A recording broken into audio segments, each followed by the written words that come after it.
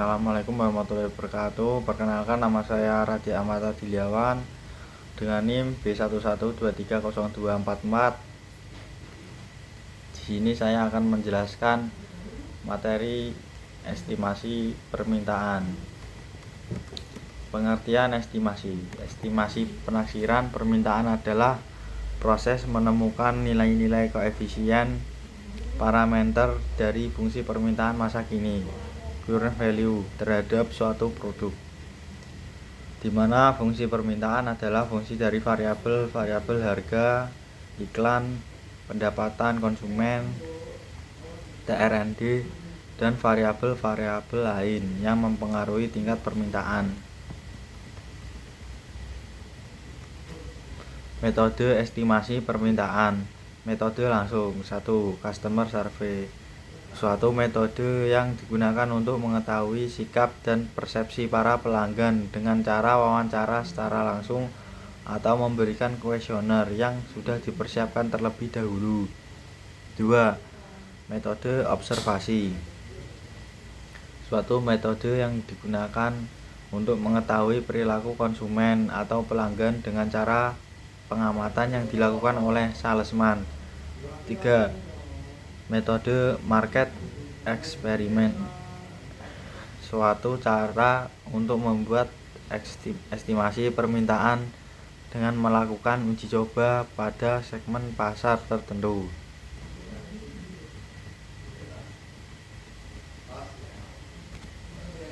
Estimasi tren. Estimasi permintaan produk dari konsumen dapat dilakukan dengan menggunakan tren. Tren sangat berhubungan dengan karakter data yang digunakan, sebab karakter data dapat menentukan model tren yang akan dipergunakan untuk menghitung estimasi kuantitas permintaan. Untuk data demikian diperlukan cara estimasi tren yang berbeda, yaitu tren linier dan tren non-linier. 1. Tren linier. Estimasi permintaan produk dengan tren linier akan lebih tepat jika datanya memiliki karakter cenderung meningkat atau cenderung menurun. 1. Metode tangan bebas. Pada umumnya dilakukan oleh pengambil keputusan yang memiliki keahlian, pengalaman luas, keterampilan dan intuisi yang tinggi, karena memiliki resiko kegagalan yang tinggi. 2. Metode setengah rata-rata. Estimasi metode setengah rata-rata merupakan metode estimasi kuantitatif yang objektif menurut data. 3. Metode kuadrat terkecil. Metode ini pengembangan dari metode setengah rata-rata. Perbedaannya pada nilai skala waktu X yang mengharuskan jumlah skala waktu semua data adalah 0.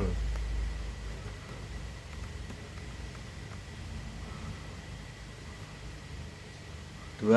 Tren non-linier. Tren non-linier merupakan estimasi garis lengkung karena menggunakan data yang punya sifat fluktuatif dengan perbedaan cukup signifikan dan perbedaan besar kecil data cenderung acak, yaitu kadang data naik turun tidak teratur atau naik turun drastis.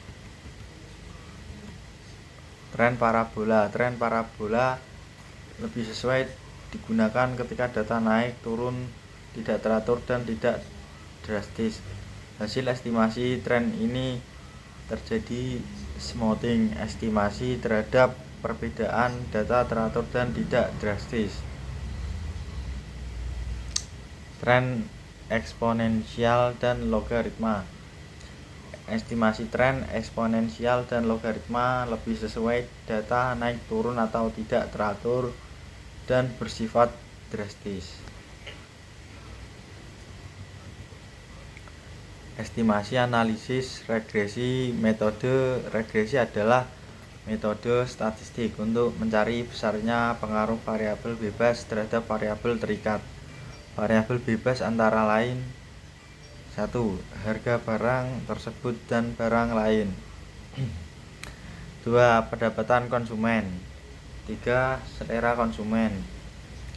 Variabel terikatnya yaitu 1. Barang. 2. Jasa itu sendiri.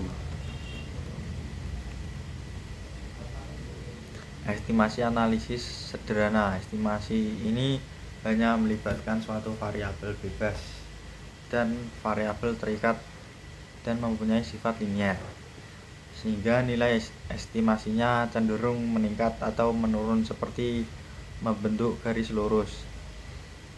Estimasi analisis regresi berganda. Estimasi analisis regresi berganda melibatkan lebih dari suatu variabel bebas. Langkah-langkah penggunaan analisis regresi. 1. Menentukan spesifikasi model yang akan digunakan, yaitu mengidentifikasi dan kemudian menentukan faktor-faktor yang diduga sangat kuat pengaruhnya terhadap permintaan barang yang sedang kita amati. 2. Mengumpulkan data sesuai dengan jenis faktor-faktor tadi. Data itu dapat dikumpulkan menurut rangkaian waktu seperti bulanan, triwulan, atau tahunan, atau berdasarkan pengamatan atas unit ekonomi yang berbeda. 3. Menentukan bentuk fungsi permintaan. Hubungan fungsional antara permintaan dengan faktor-faktor yang kita duga mempengaruhi permintaan sesuai dengan spesifikasi model yang telah kita temukan. Modelnya dapat linear atau non-linear. Langkah-langkah penggunaan analisis regresi. 1. Menghitung koefisiensi determinal R2 untuk satu variabel dan R2 untuk regresi berganda. Menguji signifikansi atau keberartian parameter.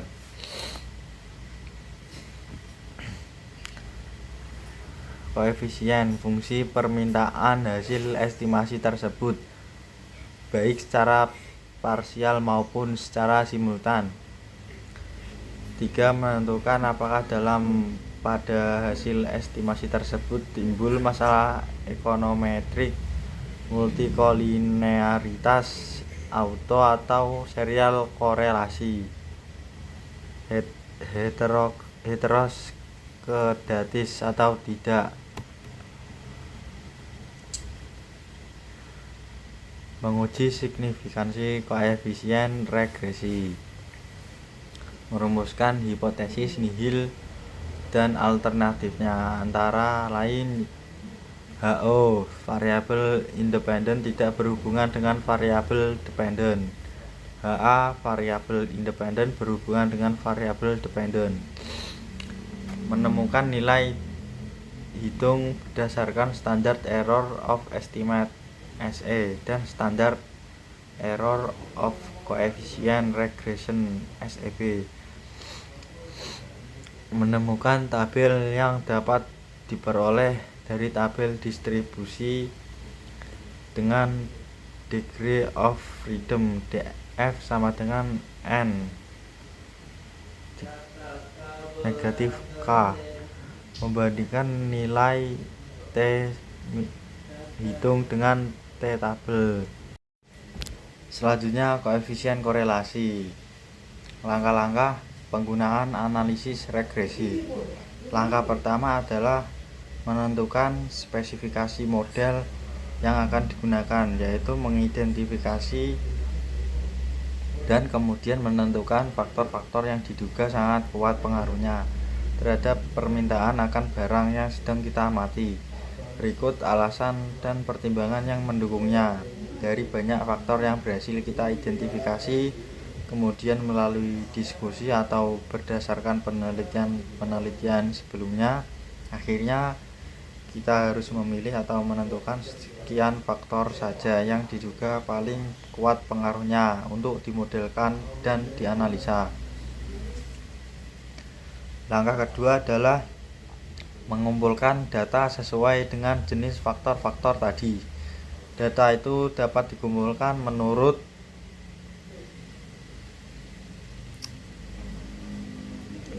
rangkaian waktu time series seperti bulanan, triwulanan, atau tahunan.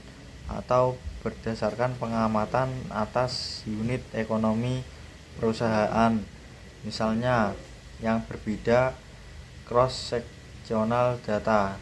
Langkah ketiga adalah menentukan bentuk fungsi permintaan hubungan fungsional antara permintaan dengan faktor yang kita duga mempengaruhi permintaan. Sesuai dengan spesifikasi model yang telah kita tentukan, modelnya dapat linear atau non-linear. Misalnya, kita telah menetapkan bahwa permintaan terhadap barang X, Qx dipengaruhi oleh harganya Px.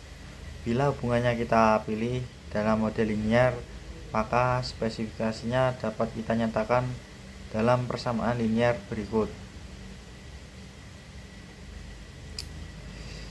Keuntungannya menggunakan bentuk ini karena masing-masing parameter tersebut secara langsung menunjukkan nilai elastisitasnya, elastisitas harga, elastisitas pendapatan, elastisitas yang dan sebagainya yang sedang kita estimasi. Misalnya koefisien B1 langsung menunjukkan elastisitas harganya. Sebaliknya dalam bentuk linear, nilai B1 dan B2 bukan menunjukkan masing-masing elastisitasnya, tetapi nilai elastisitasnya harus dihitung lagi.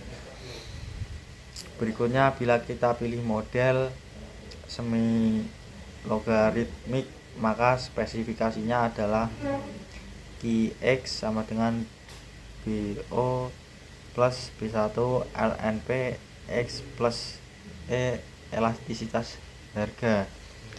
Sedangkan bila memilih model eksponensial, maka spesifikasinya adalah Qx sama dengan BOE B1 PX elastisitas harganya. Model mana yang harus dipilih? Beberapa peneliti diantaranya menggunakan indikator koefisien determinasi R2 sebagai referensi, yaitu memilih model yang menghasilkan R2 tertinggi. Berikutnya adalah memeriksa hasil perhitungan, yaitu pertama, periksa apakah tanda masing-masing parameter sesuai dengan yang diharapkan teori atau tidak.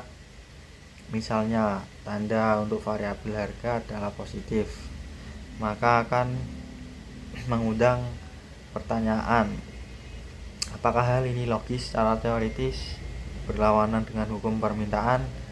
Kedua adalah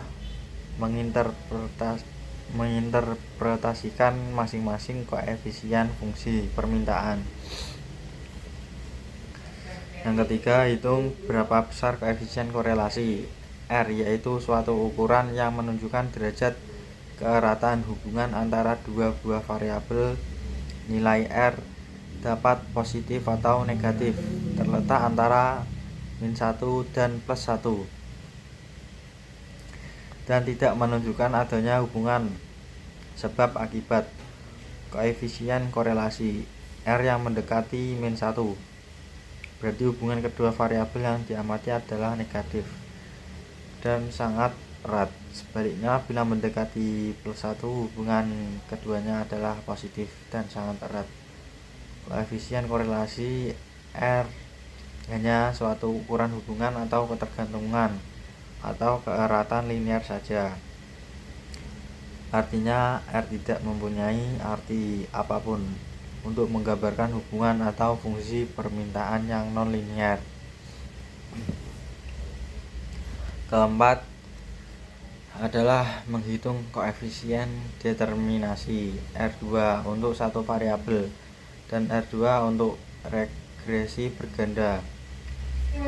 Koefisien determinasi merupakan indikator yang menunjukkan berapa persen total variasi perubahan variabel dependent. Dalam hal ini, permintaan atau omset penjualan yang dapat dijelaskan explained oleh variasi Variabel independennya dalam hal ini adalah faktor-faktor yang mempengaruhi permintaan yang sedang kita analisis. Dengan kata lain, koefisien determinasi merupakan ukuran keseluruhan yang menjelaskan sampai sejauh mana variasi variabel independen menentukan variasi variabel dependen.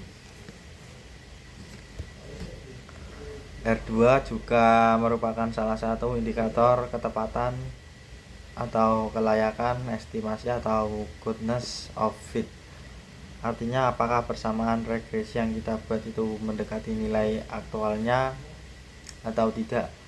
Makin mendekati berarti makin tepat fit. Dengan kata lain, makin besar koefisien determinasi makin baik. Model yang kita gunakan indikator goodness of fit lainnya yang umum digunakan dalam analisis regresi yaitu F-statistics akan dijelaskan pada bagian analisis regresi linear berganda. Walaupun tidak terlalu tepat, koefisien determinasi sering dijadikan indikator derajat kepengaruhan variabel independen. Variabel dependen. Parameter koefisien fungsi permintaan hasil estimasi tersebut, baik secara parsial maupun secara simultan. Menguji signifikansi masing-masing parameter secara parsial digunakan uji T. Tes T hitung dapat dicari dengan format TBI sama dengan BI bagi SI.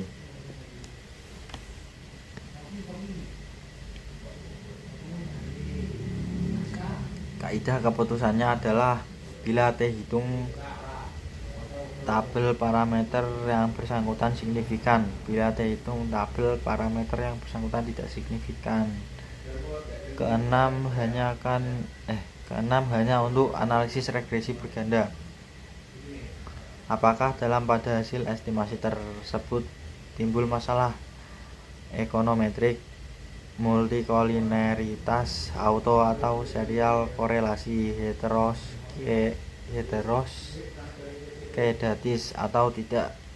Hasil estimasi akan baik apabila bebas dari masalah ekonometrik.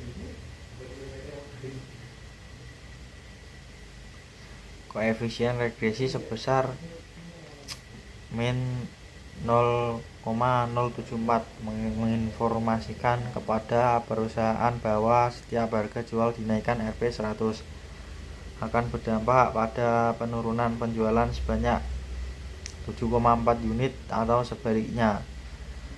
Nilai konstanta sebesar 22,15 menunjukkan bila barang tersebut digratiskan Px sama dengan 0, maka penjualan akan mencapai 22,17 unit.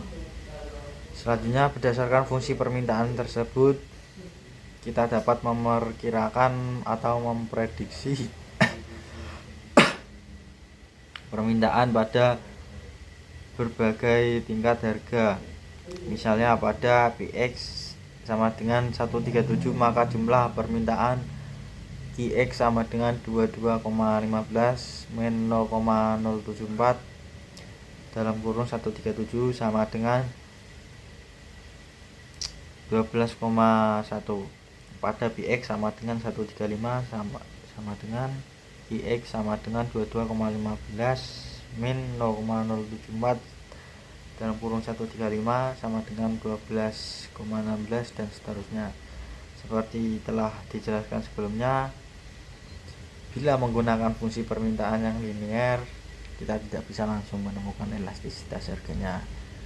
Koefisien regresi pada fungsi permintaan tidak menunjukkan nilai elastisitas harganya. Elastisitas harga baru bisa dihitung bila kita menentukan pada tingkat harga berapa, atau dengan kata lain kita akan menghitung elastisitas titiknya. Koefisien elastisitas harga tersebut menginformasikan bahwa pada harga Px sama dengan 100 dan bila harga barang Px naik 1%, maka permintaan Qx akan turun 0,5%. Sekian penjelasan dari saya. Wassalamualaikum warahmatullahi wabarakatuh.